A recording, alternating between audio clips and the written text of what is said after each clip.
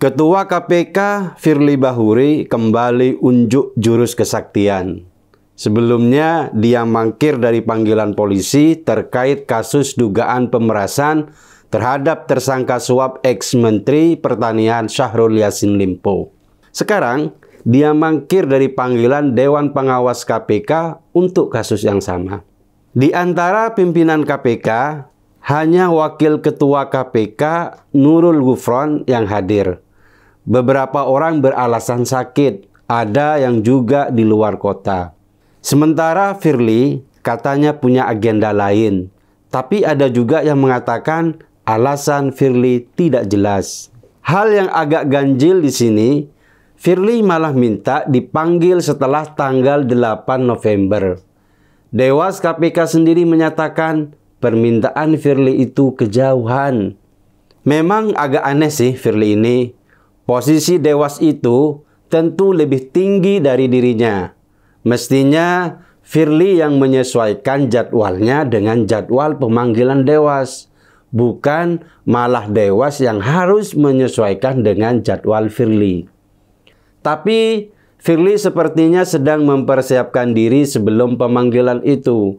Makanya dia selalu mangkir jika hendak dipanggil.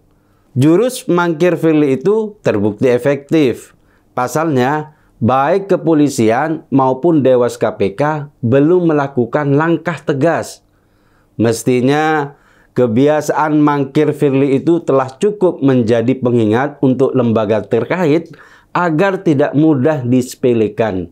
Mereka harus memberikan tekanan dan paksaan. Bagaimanapun kehadiran Firly itu penting untuk menguak kasus pemerasan terhadap ex-mentan itu. Karena jika dugaan itu terbukti akan sangat melukai hati rakyat. Bagaimana mungkin lembaga anti korupsi malah melanggengkan korupsi? Sampai saat ini dugaan itu memang belum terbukti. Oleh sebab itu harus segera dibuktikan agar masyarakat tidak semakin lama dirugikan. Karena bisa jadi kasus semacam ini tidak hanya sekali terjadi. Bisa jadi Firly memang tidak bersalah. Tapi dugaan korupsi biasanya ada bukti permulaan. Tidak mungkin tiba-tiba menuduh orang korup tanpa bukti awal. Karena itu Firly harus secepatnya membuktikan kebenarannya. Jangan mengulur waktu dan terus mangkir. Korupsi menjadi ancaman serius di negeri ini. Di setiap sektor kelembagaan terjadi kasus korupsi. Seolah-olah tidak ada habisnya. Karena itu, lembaga penegak hukum harus bersikap tegas. Koruptor harus menerima hukuman maksimal. Mereka tidak boleh diberikan keringanan, baik soal masa hukuman maupun soal hak kemasyarakatan yang lain. Misalnya, soal hak berpolitik. Karena korupsi itu levelnya sudah sangat berbahaya. Korupsi itu mengacaukan sistem, membuat pembangunan dan proses penegakan hukum jadi macet. Akhirnya, orang-orang kaya memiliki peluang untuk lolos dari jeratan hukum. KPK di zaman Firly mengalami kemerosotan. Kasus dugaan gratifikasi sudah sering terdengar. Tapi, pimpinan KPK terdahulu hanya mengundurkan diri, sementara Firly hanya mendapat teguran tertulis. Itu artinya, tidak ada upaya serius untuk membenahi internal KPK.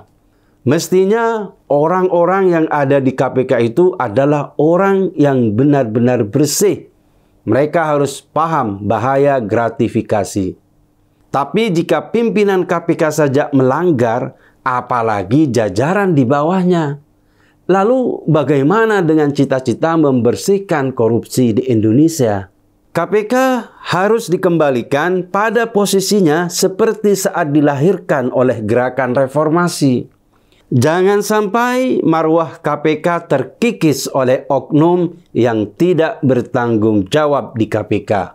Oleh mereka yang punya kesaktian jurus mangkir.